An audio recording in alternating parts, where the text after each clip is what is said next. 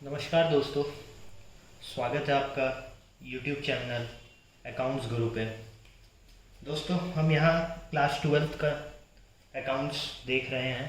हमने accounting for partnership देखा है, उसमें हमने concept and features of partnership को ख़त्म किया है।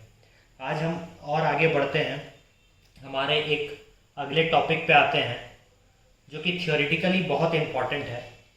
तो आइए देखते हैं वो है क्या। वो है पार्टनरशिप डीड।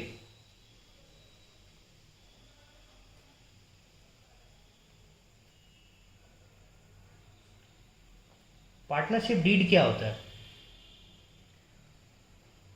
जैसे कोई बंदा है और बंदी है, वो शादी करना चाहते हैं,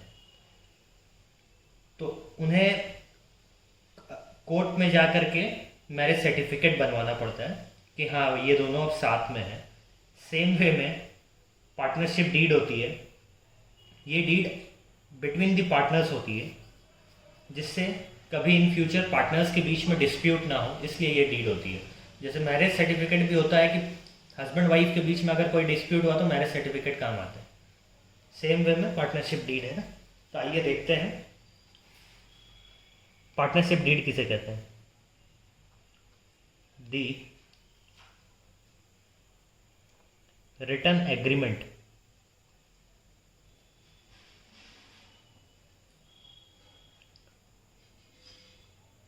among the partners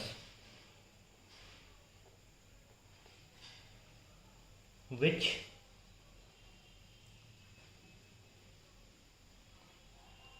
contains the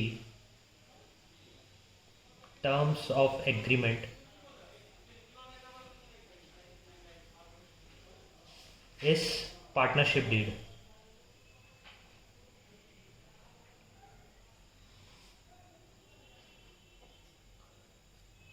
इसे हम आर्टिकल ऑफ पार्टनरशिप भी कह सकते हैं। It is also called as article of partnership.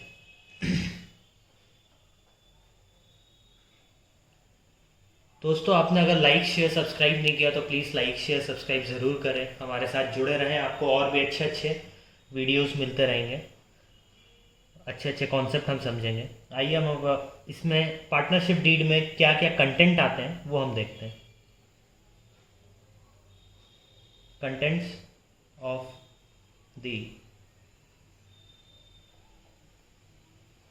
Partnership deed, क्या क्या आना चाहिए। कोई भी एग्रीमेंट अगर हम कर रहे हैं तो उसमें क्या क्या चीज़ आना चाहिए, तो वो भी एक बहुत बड़ा रेलिवेंट पार्ट है। जैसे नेम आना चाहिए, एड्रेस आना चाहिए फॉर्म का, पार्टनर्स का नेम एड्रेस आना चाहिए, पार्टनर्स कितना कंट्रीब्यूट कर रहे हैं ये सब चीज़ आना चाहिए।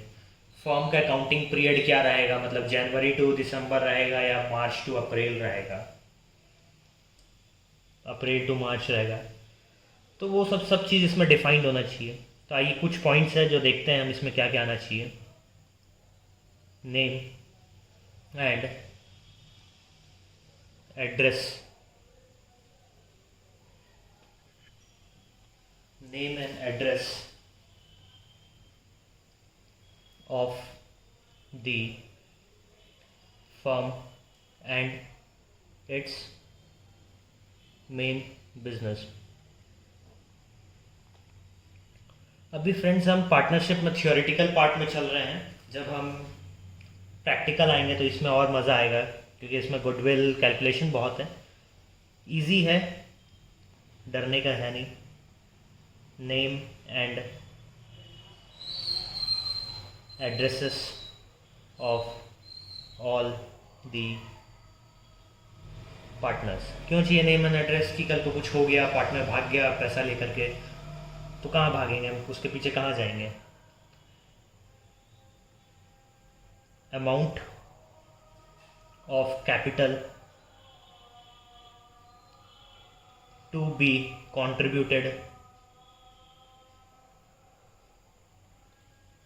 by each partners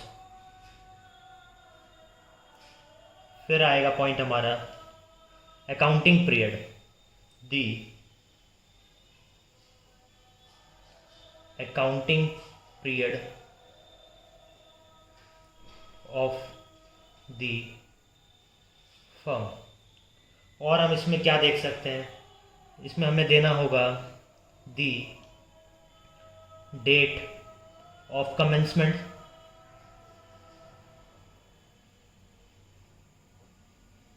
of partnership,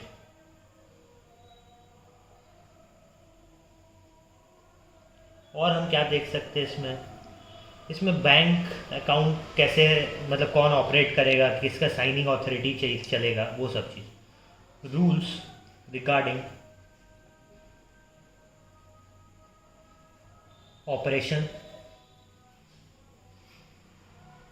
of bank account. और क्या चीज़ सबसे मेन इम्पॉर्टेंट, जो जिसके लिए पार्टनरशिप डीड बनता है, profit and loss sharing ratio. ये तो होना ज़रूरी है एकदम, अदरवाइज पार्टनरशिप डीड का कोई मतलब नहीं।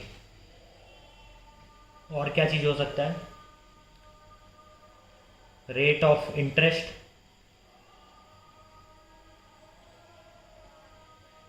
On capital, loan, drawings etcetera. अगर किसी चीज़ में रेट ऑफ इंटरेस्ट दे रहे हैं या ले रहे हैं तो वो भी मेंशन होना चाहिए। फिर आएगा ऑडिटर्स, हमें अपॉइंट करना होता है कभी कभी पार्टनरशिप में कुछ टर्म्स एंड कंडीशन के साथ में, तो उसका मोड क्या रहेगा, मतलब पार्टनर्स करेंगे या उनके लिए स्पेशल अथॉरिटीज़ बनेगा, तो mode of auditors appointment.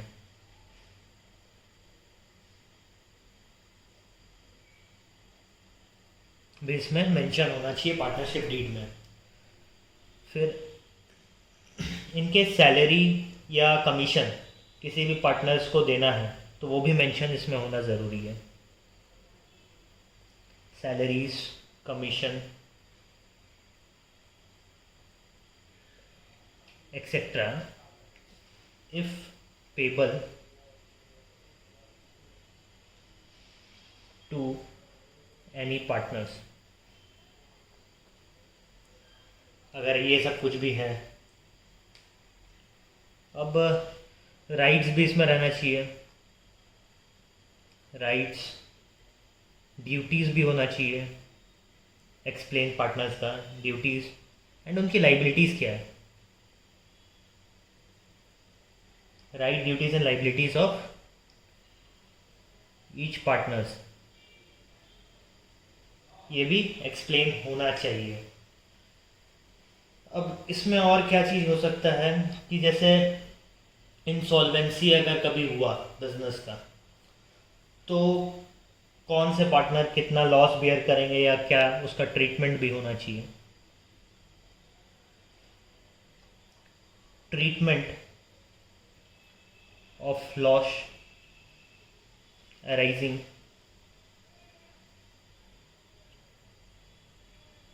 Out of insolvency of one और मोर पार्टनर्स। ये थियोरिटिकली है, जब हम इसे प्रैक्टिकली देखेंगे तो और भी मज़ा आएगा फ्रेंड्स। आइए अब हम आगे चलते हैं। वैसे अभी पढ़ने में तो आपको और भी मज़ा आ रहा होगा, लॉकडाउन भी है, अनलॉक भी है और स्कूल कॉलेजेस भी बंद है, तो घर बैठे अच्छे से टाइम पास हो जाता है पढ़ाई से। तो आइए अब आगे देखते हैं settlement.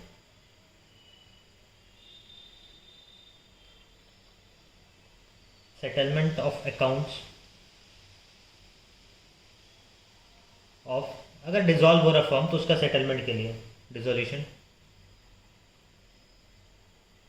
Of the firm. Friends video pause करके आप ज़रूर लिखें, ये सब इम्पोर्टेंट है एग्ज़ाम पॉइंट ऑफ व्यू से भी।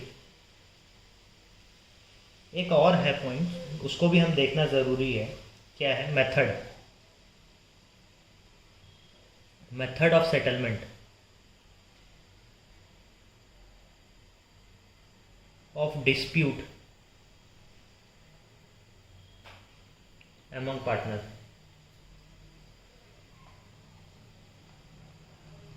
कोई डिस्प्यूट हो रहा है तो उसमें भी मेथड होना चाहिए कि उसका सेटलमेंट कैसे हो। और एक, जैसे कभी भी एडमिशन होता है न्यू, या रिटायरमेंट होता है किसी का पार्टनर्स का, तो उसके लिए भी कुछ ना कुछ तो मेथड होना चाहिए। ये देखते हैं वो क्या होगा।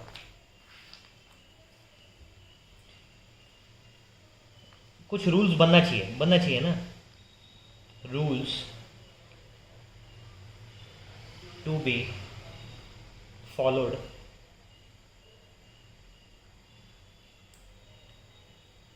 in case of admission,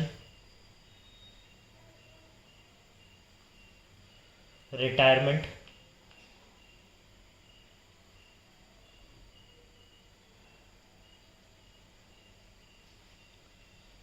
in case of admission, retirement, and death of a partner।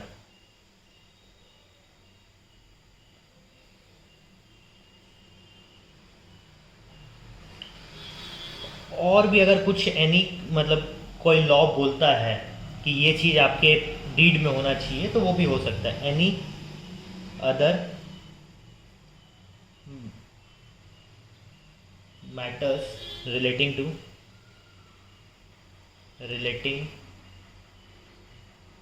to the conduct of business. तो ये हुआ फ्रेंड्स हमारा एक और टॉपिक ओवर कि कंटेंट ऑफ पार्टनरशिप डीड क्या है। तो पार्टनरशिप डीड है दोस्तों यहाँ पे, तो उसका बेनिफिट भी होगा। कुछ होना चाहिए ना बेनिफिट्स। अगर कुछ हम कर रहे हैं वर्क, तो उसका कुछ बेनिफिट होगा, तभी तो हम कर रहे हैं। आप आज पढ़ाई कर रहे हो तो उसका भी कुछ ना कुछ तो बेनिफिट है, तब ना आप पढ़ाई कर रहे हो। In the same way partnership deed का भी कुछ ना कुछ बेनिफिट होगा। आइए देखते हैं क्या है। तो एग्ज़ाम पॉइंट ऑफ व्यू से देख रहे हैं ये सब, और जनरल नॉलेज भी हमारा बढ़ रहा है इससे, कि हम सीख भी रहे हैं कि क्या है। It regulates the rights, duties and liabilities of each partner। हमें पार्टनरशिप डीड हर एक पार्टनर का राइट्स, ड्यूटीज़ एंड लाइबिलिटीज़ बताता है। तो ये हमारे लिए बेनिफिट हो गया ना, एकदम बेनिफिट है। हमने ये देखा है आगे कंटेंट ऑफ पार्टनरशिप डीड में ये सब सारे पॉइंट्स आए होंगे। It helps to avoid any misunderstanding among the partners, amongst the partners। क्यों? क्योंकि चलिए आइए लिखते हैं। Because all the terms and condition of partnership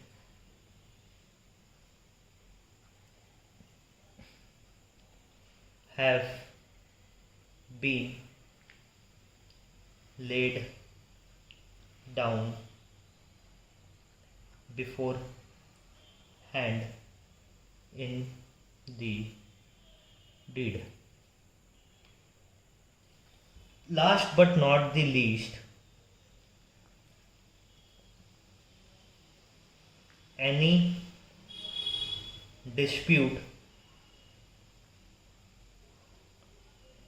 amongst the partner